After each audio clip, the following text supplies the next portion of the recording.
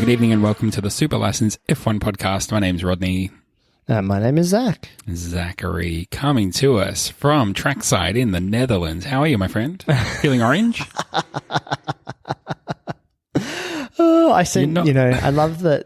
I was like, I'm down in the Algarve, Portimao. Why do I know that name? Why do I know Portimao? the word Portimao?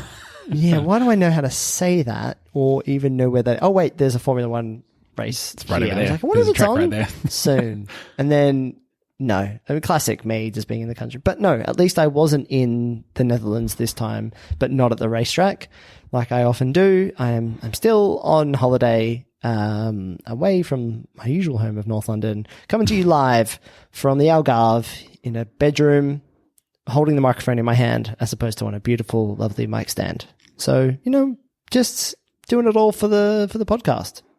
Sounds like you're doing okay. And now that you are podcasting from there, you're able to claim your Airbnb as a podcast deduction. So well done to you. Oh, I hadn't even thought about that. What a great idea. All those podcast fees that I personally pay the podcast authority, the International Podcast Authority, the IPA, I can now claim this whole entire trip just for that. Perfect. How great. And since we make no money, that's all profit. That's all profit that we're now going to get taxed on, unfortunately. So there you go. Boy, this is a vicious it's all cycle. cream, Rod. It's all cream. All cream. Well, it was a Dutch Grand Prix. We've got lots to get through, actually. We've got a quiz coming up. We're going to look at fantasy. We've got some driver movements, which is what we're going to start with probably. But yeah, we're feeling good. We're looking good. And we're going to be sounding good, hopefully. Yeah, normally we wouldn't cover too much like news. But boy, news has been kicking off post-race. So it behooves us to get amongst it. I feel like there's a bit of a logical order to... Yes, there's a lot of logical order to a lot of these movements. And we did mention a couple of episodes ago, hey, this is all rumors, but boy, it's as good as fact that all these drivers are going to be moving around. And it's kind of all, more or less all just following the track that we laid out ahead. But the first one, the big one that happened actually before this weekend's race was Kimi announcing that he was going to retire. This was meant to be, the first race post that announcement, except that he got the spicy cough and he had to sit out this race, and he'll probably be sitting out the next race as well because that's how isolating works. But this was how it all started, was Kimi confirming won't be around in F1 anymore. Sad, Zach, or not really? I'm a little bit sad. He's been such a mainstay, especially because he left and came back. Like, that was so good when he came back, but it was like, oh, that was relatively recently, but it was like 2016 or something. It was like quite a while ago. Yeah. I think he made a comment as well. He was like, I was meant to retire in like when I hit 30, and that didn't quite happen. No, not just quite. Kept going for ages. So yeah, I mean, it's good. I'm glad that he's doing it on his terms. Well, at least that's what it sounds like. He's just had he's kind of had enough. I hope we see him in and around teams, but I don't know if he's that kind of guy. I think he might I think he'll go and race in other things, but I don't know if he will be like I'm going to be a team principal or be a special advisor to Alfa Romeo or something. I think he would just be like, I'm just going to disappear now. Wouldn't mind seeing him pop up somewhere like, Le Mans or something like that, doing that kind of stuff, touring cars, endurance racing, all that kind of stuff. That would be good to just see him kick around for a little bit longer. But yeah, I mean, obviously, wear my heart on my sleeve, love Kimi, always loved him. He burst onto the scene right back when the F1 bug was really biting me. So anyway, look, there's so much other news to get to without, there'll be the whole rest of the year for me to cry in my coffee about, Kimi leaving. Haven't even given him a proper goodbye yet because he hasn't raced. But anyway, so Kimi's leaving Alfa Romeo. Now that opens the door for, and I don't know why this happened, but they waited until after the race. Yesterday, our time, as we're recording Monday, came the announcement that Bottas is confirmed at Alfa Romeo for a couple of years, actually, which is interesting. But yeah, leaving Mercedes. Ooh, who's going to be going there? But Bottas, Alfa Romeo. First of all, Zach, reaction, what do you think? Will Bottas be a good fit at Alfa Romeo? I know that Frederick Vasseur is saying, this is the guy that we need to help us take a step forward. Like, is he the guy they need?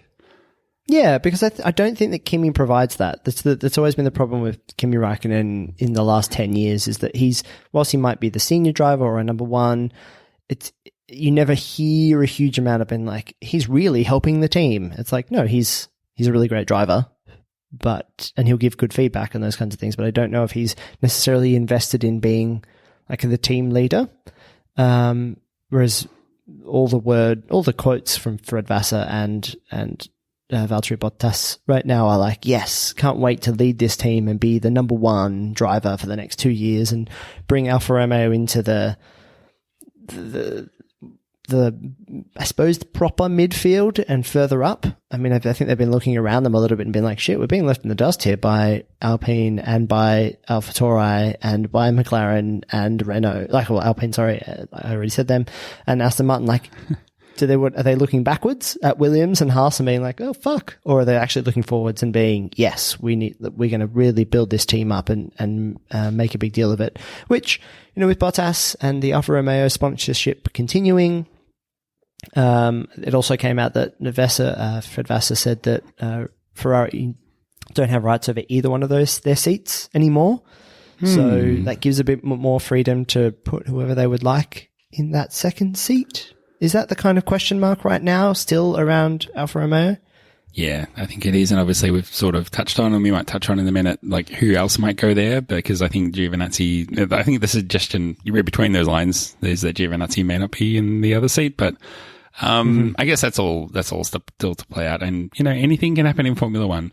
I do think, though, it is good to have someone with Bottas's experience, mindset, understanding of how Mercedes are doing so well, or have done so well in the last few years, coming to Alfa Romeo. I think that's going to stand them in good stead. And just give everyone just a little bit of extra, I just feel like when you get a driver like him going to a team like that everyone just sort of has a little bit more bounce in their step and they're all a bit more buoyant or whatever. So I just think that's good.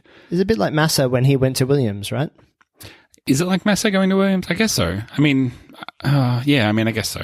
I just wasn't that big of a Massa fan, so I'm like, is that a step forward? But I guess it was compared to who they had and where they were going. But a number 2 driver at a big team. Yeah, that's what Bottas is. Maybe true. It's not like they're getting a world champion. They're getting a guy who is very good and has been in an excellent team. I think Massa did a bit better at Ferrari than Bottas has done at Mercedes, but yeah, yes. I don't know. That's very true. Yeah. You're skewering there, basically, is what I'm trying to say. You've just made such a good point that I'm only just now realizing how good it was. So anyway, there's a whole bunch about Valtteri Bottas, but the big news, really 1 or 2 hours before we recorded this, it's just been confirmed. Everyone knows what I'm about to say anyway, but it doesn't matter. Our old mate, Greg Russell, is confirmed. George Russell is going to be lining up alongside Lewis Hamilton at Mercedes next year for 2022. Finally confirmed. He looks good in black. He's just everything is on his side right now. And I don't know, maybe he's what they need, or maybe they're what he needs. I don't know.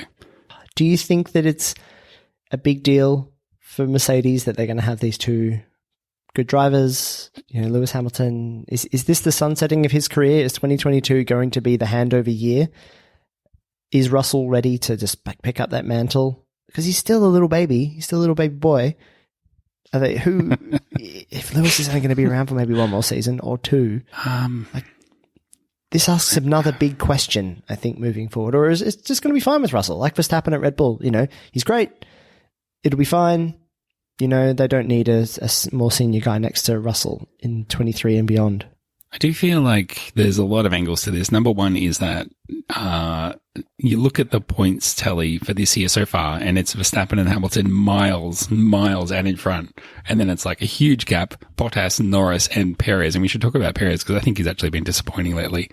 But I think that the importance of a number 2 driver, especially in the Constructors' Championship, has never been greater, and there's nothing in it in the Drivers' and the Constructors' Championship this year. So I think you can definitely make the case that, we think that Russell will be better for us than Perez is being right now for Red Bull. So that gives us an edge. Plus, you want a good driver alongside, your amazing driver to just keep him sharp, keep him on his toes, keep the fire burning.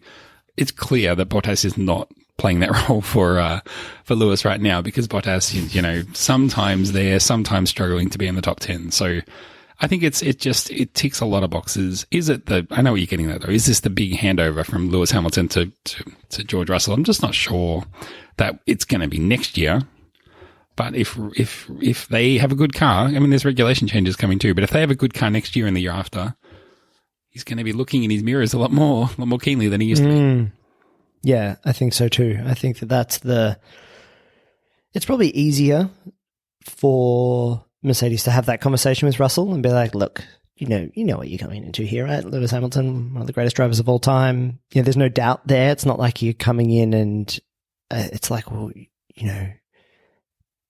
we don't know how good he is, but he's definitely the number one. It's like, no, he's clearly the number one. You are apprenticing for a season or two now, and if it goes really well, Hamilton will probably retire, everything will be sweet, and you'll be number one, and there'll be no doubt about that, and we're not going to bring in a guy to replace Hamilton that is, a new number one. We're not going to bring in Verstappen or whoever the next guy is, or, a senior, a guy who's like 29, who's ex-world champion, because there actually isn't that many, funnily enough. There aren't any, there's nobody like that anymore. There are no Vettel, Alonso, Raikkonens that Mercedes would go and employ anymore, because Hamilton has been so dominant these last 8 years that there isn't any other world champions to bring into Mercedes, really, which is that's the first time I feel like we've been doing this podcast where that's actually true, where they could bring in, who would be the guy that they could bring in above Russell as number one when Hamilton retires? Who reasonably at this point could you guess who, is there anyone who's got more bona fides? I mean, no one obvious. I think one of the things for Russell is that it seems his talent seems so untapped because he was in, for a long time, the worst car in the grid. Yeah. You could look at someone like Leclerc and say, he's a great driver who has great potential, and he's on the podium sometimes. So it sort of, it distorts that image a little bit. But, I mean, you're absolutely right. There's no one who's head and shoulders better above George Russell for... Yeah, provably better. Yeah, exactly. And just, the promise of results and talent and all that great stuff. Yeah, I could definitely see something like, when Mercedes want to go and replace Hamilton, they might go and get someone maybe like a Carlos Sainz, if it's in a few years' time, someone like that, or Daniel Ricciardo will be too old. But you look through the midfield and you're like, oh, okay, well then maybe they could take Esteban Ocon as their second driver at some point in the future, that kind of thing. But yeah, it's less this was the fait accompli, right? This was always going to be the case. Russell was always going to step into that seat. The question for next season is, how much will he push Hamilton? I think he'll push him a little bit, but I don't think we'll see any naughtiness from Russell. I think that he'll do what he's told because his manager is the team principal and also he's employed by them. And I think it's probably pretty clear what their expectation of him is in 2022, with the kind of, on his side, the caveat being, it's like, you will be number one, you will be king at some point. Don't worry. You just need to wait your turn. Whereas it was never going to be that way with Bottas when they hired Bottas at Mercedes, right? It was always like, you're number two for life. Good luck with that. Have no aspiration at all, please. Because you will never be Lewis Hamilton and you'll never be the number one driver here. So completely different career trajectory, I think, for Russell. Pretty much. Well, I wanted to just round out this conversation by listing off a bunch of other signings, and this is mostly like driver X stays at Team Y, but I think it is interesting just to round things off a little bit. So we had just, again today, about 10 minutes before the big news, and completely drowned out thereafter, was AlphaTauri re-signing Tsunoda and Gasly.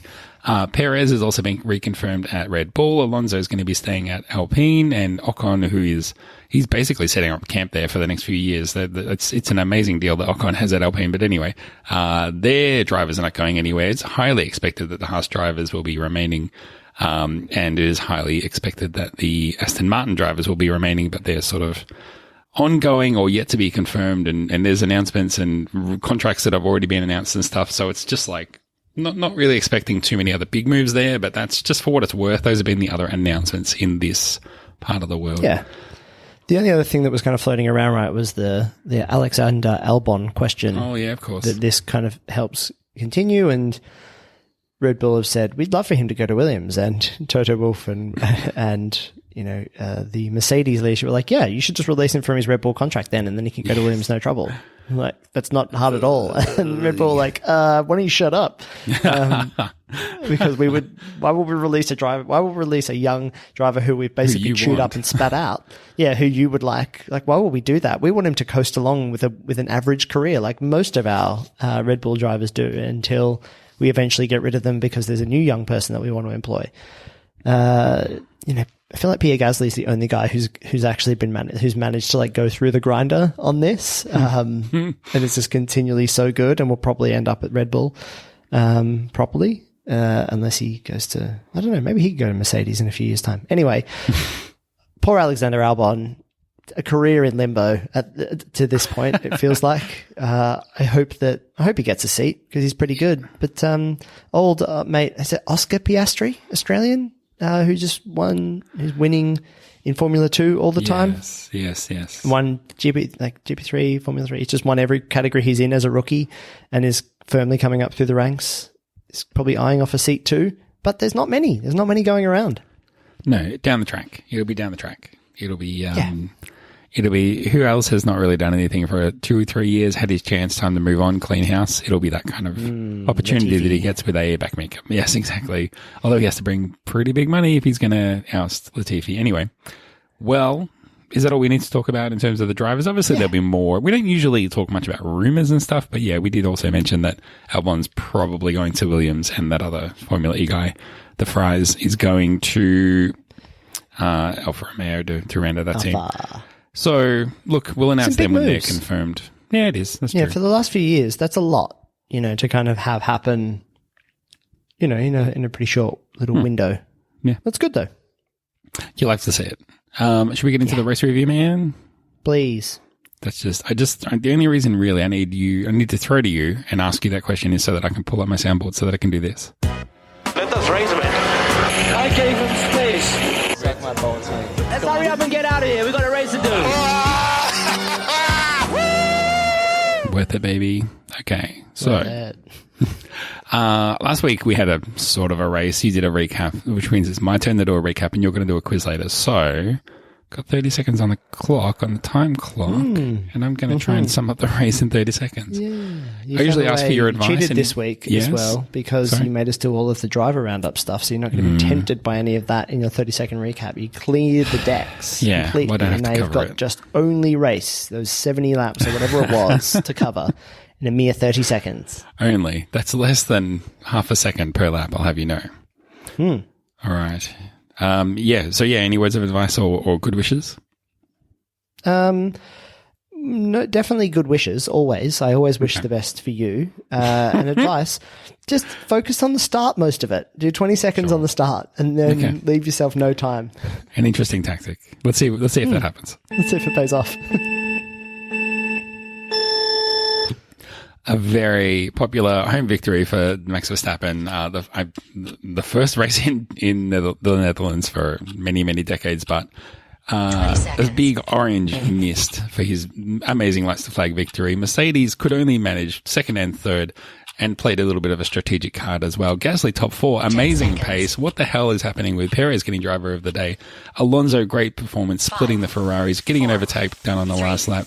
Sebastian nearly spun and Bottas nearly hit him. Didn't even mention that we had replacing Kimi having COVID was Kubica. I don't even remember seeing him on the track.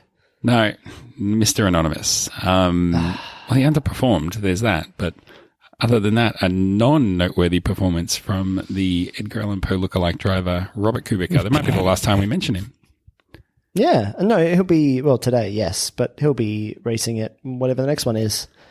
True. There's more races. Monza. Where are we racing next? Monza? Really? Yeah. I thought we already raced there this year. Don't think so. No. Weird. Great. Anyway, you did a good job. I don't know if this is a good place to start off from, but Monza obviously famous for having the banked old bit of track. But this track had a bit of bankage happening as well. How did you like that? Yeah, I love the banking. You can take that banking to the bank. It's so good. Fuck yeah. All right, fine. Yep. You let it, he'll allow it. That's good. It caught me off guard. I mean, I knew there was banking there, but it did catch me off guard when I was watching the onboard for the first time, to watching a car go through the banking, because you're used to the horizon, like just staying horizontal, and then they go around the banking and the horizon just flips on an angle, and you're like, oh, that's right. Now I remember. Interesting. It was an interesting Definitely track. catching a few drivers out. You mentioned Vettel had a bit of a spin, and there was in practice people were getting caught out with a bit of wind, and it's interesting because they also don't practice it very much, but the car just loses a little bit of traction, and people are taking very interesting lines through there, just trying to work out where the best place was. But it makes for some exhilarating. It adds a bit of tension to just a normal lap because it's a complicated track. It's got weird banking. It's got lots of you take different lines changes through there. Yeah, it's good. Which is interesting because, I mean, it is a little bit like corner after corner, lap after lap. You know you're going to take the inside line. It's just fun to watch cars take the outside line around a corner and know that that's the fastest line. Interesting. Well, what should we get into? Max Verstappen, he won. Boy, he was kind of on fire, really. Just untouchable. Really showing the promise of the form that he was in 5 races ago, when I kind of said, this is Verstappen's championship to lose. Since then, Hamilton's been able to hold on to him and stay neck and neck in the championship on the back of, number one, some good drives from Lewis, but number two, bad luck for Verstappen where he gets punted out of a race on the first lap or whatever. Yeah. So he hasn't been able to really maximize on points. But really, this is exactly the kind of performance that I saw that he and the team were capable of months ago, and was saying, oh boy, there's going to come races where he is bulletproof, and this was one of them. Yeah, he was so fast this weekend. I think in his qualifying lap, his pole position lap, he didn't have like his full deployment of Magic Boost Energy really? Wow. Juice, which is why everyone was like, oh, it was way closer at the front there than we expected. It's like, yeah, he was missing out on power. He's so fast that, and then you heard Lewis, all through the race being like, God, they're so fast. Like, yeah, man, it's Formula One. That's what it's about. So yeah, he is locked in, locked on, whole team's on the same wavelength. It's easy for him.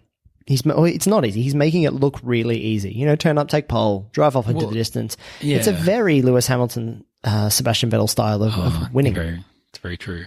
I was going to say exactly the same thing. He's not really doing anything different. It's just that the performance is just sort of coming to him,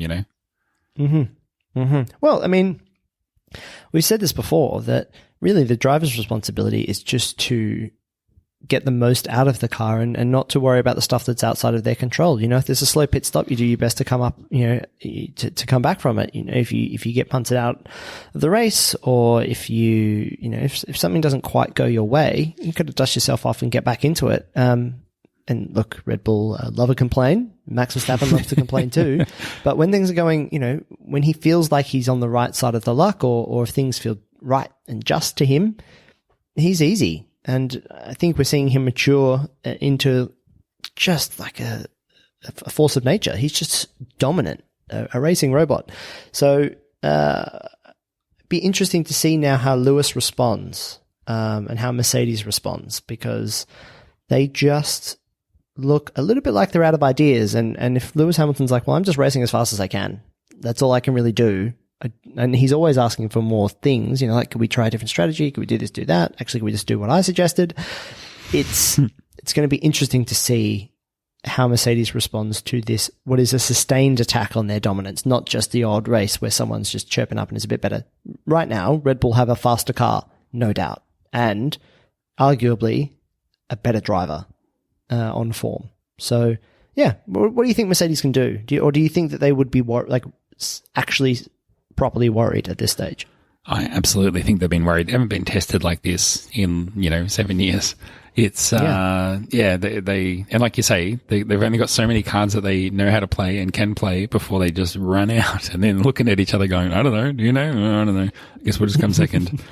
We'll get into maybe some. I mean, the only thing to say about Max Verstappen is the strategy stuff, and that involves Mercedes as well. But really, that was the only thing that they could do, was to play the strategy cards that they had in, number one, chasing the fastest lap, but more importantly, in the race. So Hamilton goes on a two-stopper more or less to force Verstappen to go also on a two-stopper so he can cover him off, basically. That leaves them the option, because Bottas was not really challenging, but there and thereabouts, to be a nuisance on a one-stopper, to go slow down Verstappen if he can.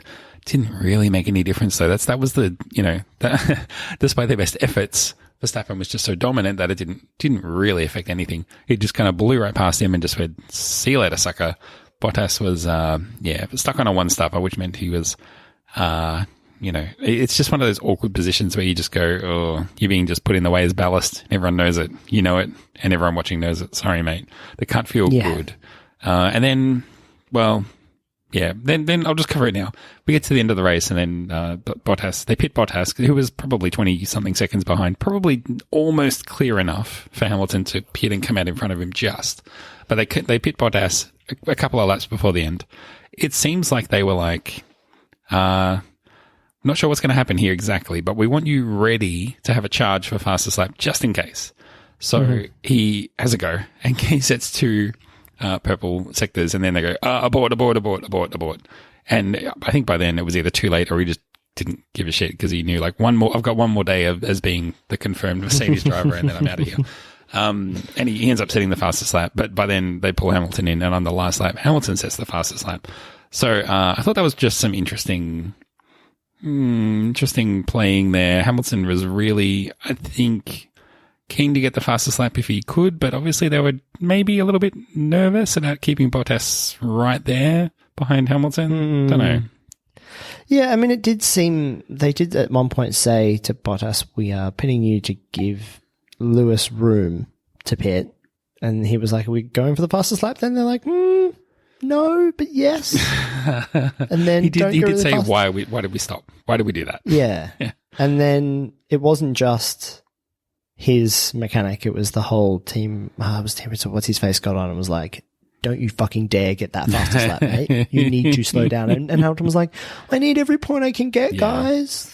Please. I mean, which is reasonable. That's exactly what he should be like. If it's a point that Verstappen ends up not getting, then that's a benefit for Hamilton. But if he can claim it himself, that's even better.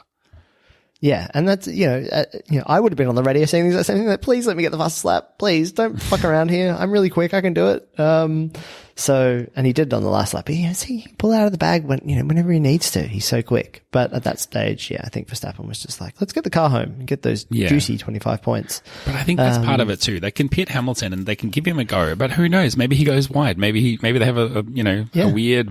He has trouble warming up the tires or something. So I think they needed Bottas to be on those fast tires as well to be like, Hamilton dropped it. We need you to just set just a fast enough time, Bottas, to claim the it's just another card that they can play, that he was their backup to get the fastest lap if Hamilton couldn't get it. But obviously I think their plan A was get it to Hamilton. Exactly. No, I'm with you. No, but you're right. They didn't have a huge amount to play with on strategy, which is just funny, right? That 2 Mercedes with choice of strategy. Obviously, they couldn't choose their tires at the start of the race, but Red Bull and Verstappen are just so dominant that even with 2 Mercedes chasing him, couldn't come up against it. And Perez was, he was the back of the field, fighting his way through. So, they must just be coming up. I suppose they'll do what they always do, which is just like, make the engine go faster, guys. Turn up the engine. Let's get more engines out. But even then, I think that they're kind of the upgrades they can bring, because everyone's limited to just 3 power units. I don't know what kinds of upgrades this deep into the season Mercedes is actually going to be able to bring to the table. You don't generally see a huge amount of development resources pumped into a car that's getting to the second half, deep into the second half of the season, and B, the entire formula is changing next season. So there's not really much to be carried over. I'm not an expert. I'm not Matt Summerfield or whatever. I'm not a guy who understands the cars that deeply. Calm down, Craig Scarborough. Jeez, that's the guy I was looking for. I'm not, but I can't imagine that Mercedes are like, let's just dump in millions and millions of dollars more into this car to see if it can compete. I don't think that's going to happen. Well, someone who did very well without dumping in millions and millions of dollars was Pierre Gasly, coming P4. Really solid, genuine, not a crazy qualifying that saw him take pole and then hold on for P4, just good pace. And I thought an amazing drive, given that he held off the likes of, McLaren, Ferrari, Ferrari, and what's the other team I'm thinking of there? Alpine, that whole midfield. Basically, just showing that he was head and shoulders above all of those other midfield teams in qualifying and in the race. P4, really, really good result. And, I would have probably put him up as driver of the day instead of Perez. That's where I'm going with this. You're probably reading the notes. But Perez coming from, he started in the pit lane, I think, to finish in the minor points playing positions. How is that better than Gasly coming P4? I don't get it. No, I don't get it either. I mean, I'm just looking at his results this season, and out of the 1, 2, 3, 4, 5, 6, 7, 8, 9, 10, 11, 12, 13, we've had 13 races. He's finished in the points every single time except 3. Retired once, came 11th at Silverstone, and 17th at the first race of the season, Bahrain. So, yeah, I mean, didn't finish, but he was classified as completed more than 90% of the race. Yeah, I mean, he's doing really well. His qualifying's been outstanding. I saw some stats going around as well. His qualifying's just like 6th, 5th, 4th, 6th, 7th. Like, he's just super consistent. It's exactly what he would have hoped for. It's why he stayed again at AlphaTauri.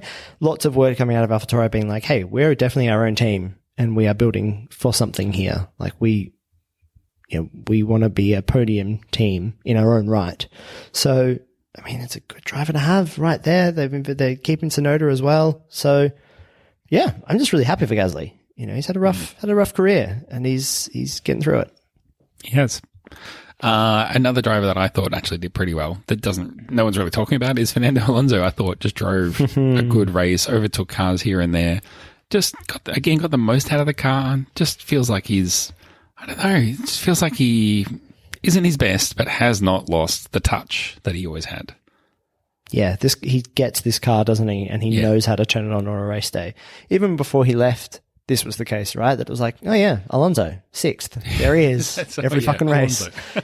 It's just him. Always. Oh, yeah. Like, you know what, guys? I'm going to overtake. Even if overtaking is difficult, I'm going to improve on my starting position every week. It's easy. Regardless of how fast the car is. Easy. This F1 thing, it's easy. You want to see a magic trick? Easy. Remember he used to do that? Let's do an interview. Oh, give us a magic trick. Oh, no. Oh, okay. I've got to happen to have a deck of cards here as a magic trick. Good old Alonso pulling out the magic on the track. You love to see it. How about, anything else about any of that? I mean, I've got Seb losing control and almost spinning. Like he did his best to spin, but the bank did not let him. And the Bottas arriving to not drive into him was great. Watching that replay, I had to hold my breath because Bottas just goes, I'm going to aim my car at the back of his car and hope he moves. Like, yeah, I'm going to go for the little gap between the wall and the car. And it's like from his angle, I'm like, how do you know there's that much space there? Like, I don't know that. Like, how do you know you'll be able to get by? Oh, it was great. It was really, really, really good.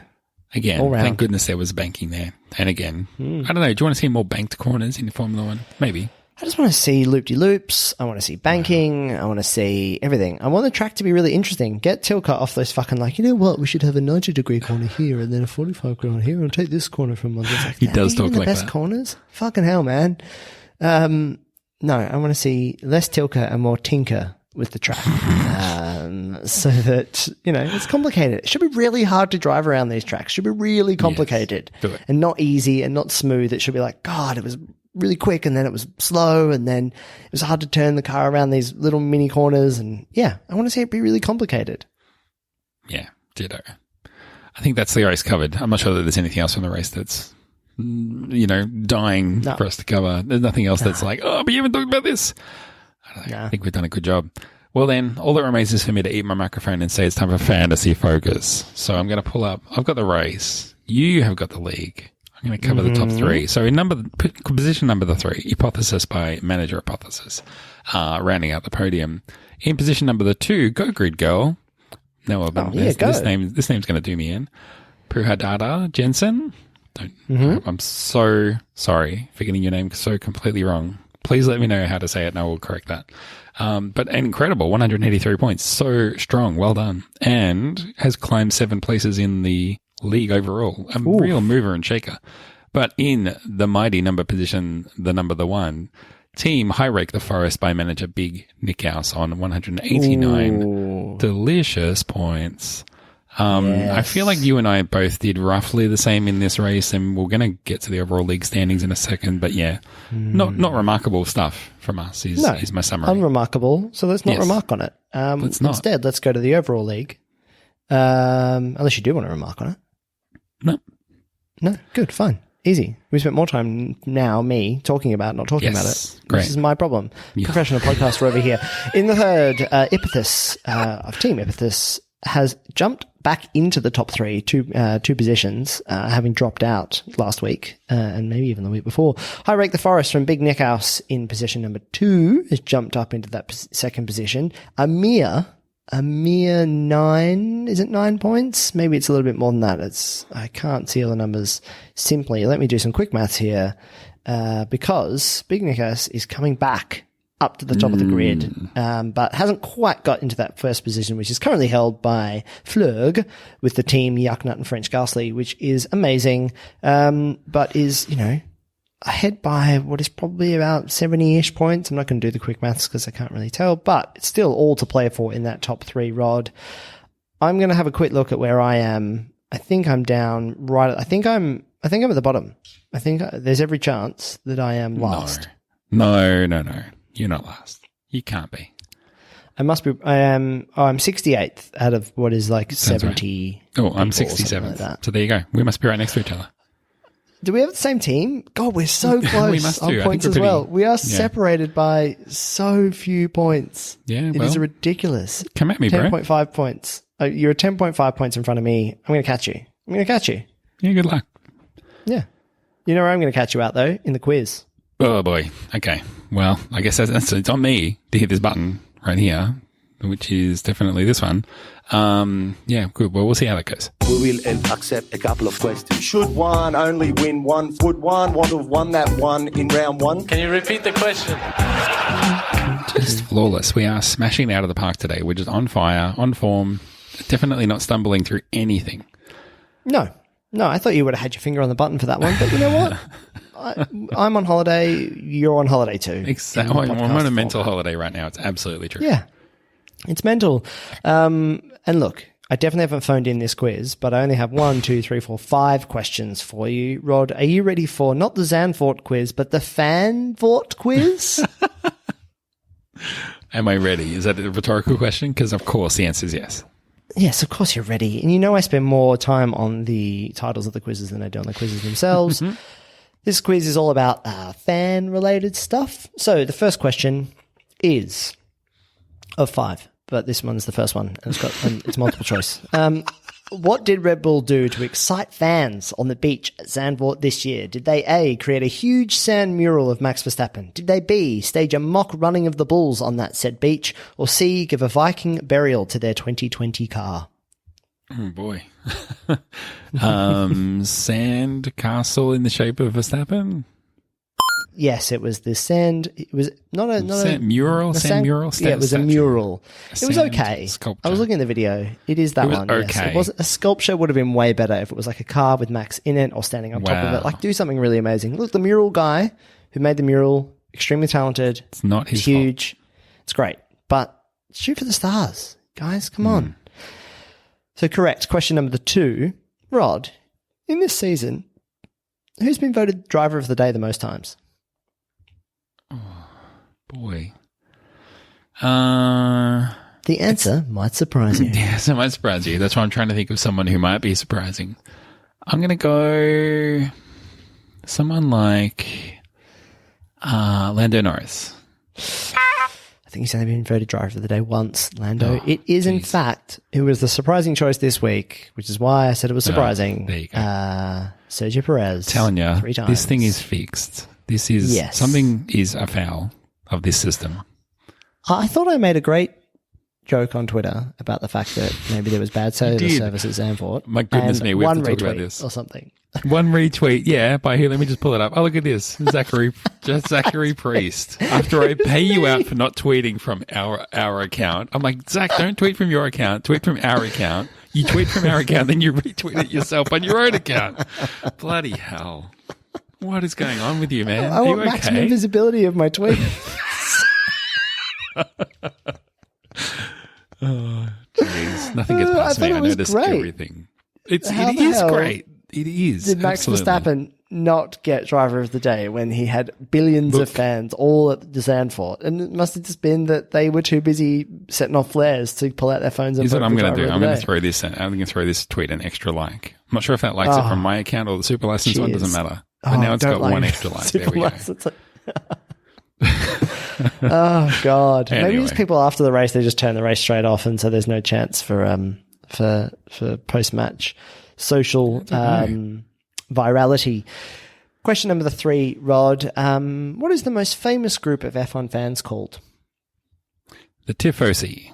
It is the Tifosi. Congratulations. The reason I've got that question there is to ask you a second question about the Tifosi, which is, what does Tifosi mean? And I've got a multiple choice here, so don't jump in if you do know. But what does Tifosi mean? The first option is, it refers to the specific red of the first Ferrari that ever raced in Formula One, or it refers to the first Italian football player to score in a World Cup, or it refers to being infected with typhus disease causing frenzy. Wow. I hope it's that last one. I'm going to go with option 3 or C. I forget how you labelled them. Yes, that's correct. Yes. It refers to being infected with typhus disease. Now, the Tifosi are not restricted specifically to Formula One, but that is probably their most famous outfit, as you would say. But yeah. Are they like the Barmy Army but less cringe? Yes, exactly like that. Yeah, less colonial overtones, that kind of thing. So, yeah, typhus disease just causes frenzy. You kind of go crazy. Wow. So, yeah, that was it. Question number 5, Rod. Mm-hmm. Your favourite driver, Kimi, the Iceman Raikkonen, has called it quits, which is a big shame. But he's never really been big on media, social or otherwise. However, he did start an Instagram account at the end of 2017. Rod, multiple choice. Yeah. How many followers does he currently have? Is it 800,000, 1.3 million, or 2.5 million? I'll go 2.5 million. Ding, ding, ding, 2.5 million. Wow. Are you counted amongst those 2.5 million? I don't think I even am. But I see, I mean, the thing is, this is classic, this is classic how he runs his account. His wife also has an account. Tweeted, Instagram post, dude. Grammed? Yes, she grammed. Farewell to Kimi, has announced he's retiring from Formula One. And then he reshared her post and just wrote in the text what she said. Wrote those words. So, I mean, it's not top tier content is what I would say. I don't feel like I'm missing that much, but... Well, at least we know that, like, with him retiring, it's not like there's a social media manager also behind the scenes who's going to lose their job, because there obviously isn't one. Yeah, exactly. I mean, he does like to look after his posse, but obviously he's not hiring anyone to look after the social media. Sorry, the gram stuff for him. The gram. That was the fan vault quiz. I think you got 4 out of 5, which is pretty good. Powered by F1. What's that website we keep talking about? F1 Authentics. Powered by F1 Authentics and Insights powered by megaupload.nz. Is that the Superquiz done for another week? I think I did pretty well. It is. Yeah, you did very well. Well, the notes tell me that we're up to final thoughts, which means it's time for us to think a final thing, and we should think that thing and say it. You got one? Do you have one? Okay, fine. I've been waiting. I've just been like ticking off in my mind all the things that we talk about in the show. And I'm like, well, if we talk about all these, I've got a backup one. Otherwise, it'll be one of these things. The one that I'm going to bring to the table, I think Jenson Button is a great commentator. Do you? Yeah, I do. Why is that? Is that controversial? My final thought was going to be that I think Rosberg is better than Button for commentating. Big call. I think that, like his driving, Button is a little bit smoother. Less cricket commentator. Well, maybe. I just think that there's less verbal crutches. Obviously, Rosberg's infamous for his verbal crutches. And then I thought the insights were still good. I thought that he could banter a little bit better, which just made it feel more natural. And I know that that's not always what commentary should be. But, I mean, I definitely pay out commentators who do just spend minutes and minutes and minutes seemingly ignoring the action and just being too friendly and too bantery. But I liked Button's version of it. Maybe what I'm doing in my head is I'm just like, yeah, Crofty, you think you're the banter guy, but Button has got this banter down and he's a recent driver. So get out of there. Whereas Rosberg, you still need the Croft type alongside him. You know what I'm saying? Yes. Maybe that's what I'm doing. That's a really good point. Yeah, is Button going to be the Brundle of the partnership? That's very interesting to me. Okay.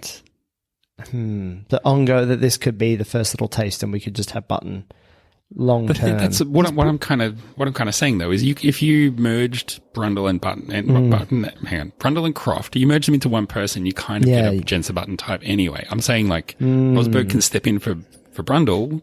Rosberg couldn't step in for Croft though. Yes, like just keeps things balanced. Yes, I like the idea of Button being the Croft guy, and then being able to bring in Anthony Davidson or a Paul di Resta or a Karan Chandok in, so that we've got the double driver, but also very good presenter, so that we don't have to have a Simon Lazenby or David Croft type. But I wonder if all of these duos always need a dedicated person to the media presenter mode guy, the guy who's going to do all the reading, who does the script work, who does the, I know all the processes. If something happens, like I know when to, like if there's a red flag, I know exactly what we need to do, who to cut to. I know when to go down to, the pits, to throw to all the different things. Like he knows how all of that stuff works. I think that's really Crofty's job actually, is to know all that stuff so that the other guy doesn't have to do any of that, can literally just walk in and be like, cool, I'm an ex-F1 driver. Ask me questions. Ask me anything. Or ask me to comment. I'm here to do an AMA. Yeah. Yeah, kind of. Like that's all it is, right? Like just ask me about what it's meant to be like, and I will tell you. So yeah, could Jenson Button replace Croft, and then we could actually get someone really good. I mean, they're fine. I feel like we spend every podcast ragging on Brundle and Croft. They're fine. They've been doing it for a long time. That's true. So I don't have any real negative feelings on them. The other thing I think that I count against Rosberg is that secretly I think Croft hates Rosberg. So even if they mask it, you laugh, but I think I'm pretty on the money. I don't think he likes him, or definitely from back in the day, there was a lot of bad feelings. Like if you got Crofty really drunk, and you're like, tell me honestly, just be honest with me, tell me what you think about Nico Rosberg. He'd be like, I want to kill that guy. He sucks. He's a fool. He's no great, all that stuff because of the whole Hamilton Rosberg thing, that whole thing. Yeah, I guess so. Weird. I felt it when Rosberg started to pop up on Sky, and I could, there were other people who I'm just like, man, I just feel like you're kind of almost gritting your teeth when you talk to this guy. But maybe he's been around long enough now that that's all a thing of the past. I don't know. But I don't know. I just feel like there has always been tension there, and that might be imaginary on my part. I don't know. What of all the things, there are not enough ex-Formula One drivers that Sky can find to talk about this stuff. Like it's a ragtag bunch, like they're an interesting group. Are they not? I suppose you can't get really good people from the recent years because they're just super wealthy. It's just like, why would I do this? Like it's the Kimi Räikkönen problem. It's like he'll never be a pundit because why would he? He also can't say that he'd be really good at it. Sebastian Vettel will be. So. I can firmly see Sebastian Vettel just like wanting to be around Formula One for a long time, and he'll either cleaning be a up the pundit stands for Sky. Yeah, exactly. Or he'll be, on German television, whatever it is. Like I can just see him being around for ages. I think when it was, someone was saying something along the lines of, Romain Grosjean is like 2 booths down from us in the media center doing French TV this race. And he won't do every race because he's got to go and race in IndyCar or whatever he's doing. But there are drivers that are in and around. But if you're, German, you're Italian, you don't tend to end up on Sky. You tend to just go and do Sky Germany or Sky Italia or whatever. You sort of end up there. Yeah, so how did Rosberg end up on Sky? Well, he's got blonde hair and white sneakers and good teeth. They're all his own teeth and they're very straight. So he's just, he's got to be on the world feed. He's got to. Just stick him on the world feed, mate. Yeah, well, stick it on the world feed. Just stick it on. Stick it on the world feed. Button was good. He was unremarkable to me, and maybe that's the trick. Oh, right. He was just he was just there, and it was fine. And I was like, oh, it's Jenson Button. Oh, yeah. Give him a minute. But even he was like, I haven't been to Formula One car in years. You're like, oh yeah, that's true too. Like when did Jenson Button retire? 2012 or something? Like it was years ago. Oh yeah, a little while ago. Yeah. How long? All right, tell me, and I'm going to Google it. Okay. Do you want me to guess, and you'll see how close I get to the year? Yes. Do I get a plus or minus? No. I've got to fucking get it in. I'm going to say how do you spell Jensen? 20. You spell Jensen. I'm going to say 2015 he retired. 2015. Yeah. Let's go to Wikipedia. How old do you think he is? Oh man, he's old. So old. He's a fucking old man, isn't he? He's probably like really old, like my age. He's 41. He's pretty old. Yeah, exactly. 2013. He's still in the McLarens and Mercedes. 2013. Yeah, he was in the McLarens for a little while. And then there was that time that Alonso said, I'm not going to race in Monaco. I'm going to go over and race in the Indy 500. And Button sat in for him. And that was only 3-4 years ago. That's what makes me think 2015. Yes. Yeah, he raced one time at Monaco where he retired. That was 2017. He raced in 2016. Ooh. Yeah, that was the last big one. McLaren Honda. Oh, yeah. Also, by the way, we said last time we recorded it was like, did Alonso ever race a Honda? Yeah. Of course he did. And thank you for the people who pointed it out on. But I said, wait, no. I said that. I said McLaren Honda. I said he drove for McLaren Honda. Yes. So congratulating me. me. But it was me. But we were like, was it Shaw? Did he really? But we were unsure at the time. But you were right. You definitely called it. I wasn't unsure. Yeah, anyway. You weren't unsure? Was I really I don't know unsure? where this confusion has come from. I definitely said McLaren Honda. Anyway. Yeah. Anyway. Doesn't matter. It's fine. It really matters to me that you're called out as the expert and I'm not. You're right. Yeah, well, if you haven't caught on yet, I'm saying it's fine, but clearly it's a problem that I have to deal with. Just turns out that all those years of Honda and McLaren has just been wiped from my brain. I couldn't remember that Button was there. I couldn't really remember that Alonso was there. It was crap, it was a big obviously. deal. It was it was what do you think of when you think of McLaren Honda? Oh, I think of Senna. I think of all these great. And it's like, yeah, cool. And then they got there and they were trash. Yeah, they are trash. I do remember. It's all in here. It's all in the memory banks. Oh, God, I can't remember the fucking last race, let alone Don't know what day it is. 5 years ago. Yeah. Things It's all are a big blur. It's all being a fun blur. Unbelievably, it's only Tuesday this day in the week. It feels like it's been an entire month. But anyway, no one's tuning in to hear any of that. Look, the next race, Monza, definitely. There's banked corner there. We won't be racing on that, so never mind that. I don't know who the commentator will be. Don't ask me, but probably going to be like, Stoffel Vandoorne or someone. Who knows? I do feel like they're testing out some potential commentators. How come Brundle's taking so much time off? I don't know. Sometimes there was one time when he was sick and they had to get someone else to fill in and they were like, no, it's because Brundle's sick. But it does feel like he's just having a protracted holiday because the season's very long. But I do feel like they're testing out different people that they can be like, well, maybe Brundle will miss 5 races next year. Maybe we're going to replace him in one day. We need to know who's coming in next. We need to find our next George Russell, the equivalent, but behind the microphone. Did he do last week? Did he do the scrapped race? I don't even, was there even commentary? I feel like Brundle was there. I think so I wonder if on the triple header weeks, he maybe takes the middle one off. Something like that. Because you can't fly that often. Because I reckon the rest of them probably don't go home. Well, they probably just stay with the circus, perhaps. Yeah, I would think so. Or they go somewhere else or whatever. They're like, well, I've got 2 days. I could just sit in the hotel in wherever. They might have to quarantine at some places too. That's it. Yeah, that could be it. Got to think about that.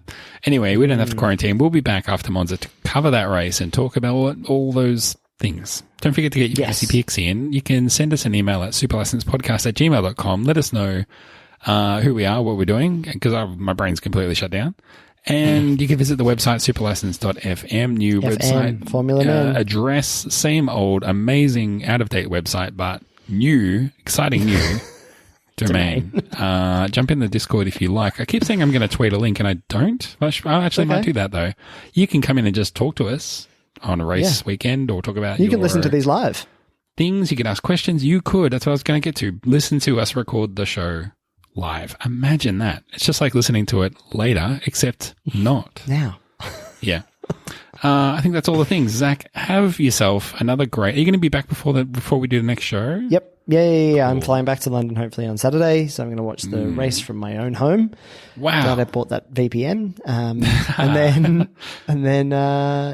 I'll be recording from my normal home studio. Just trick Sky into thinking that you're, in like Leicester and you're not.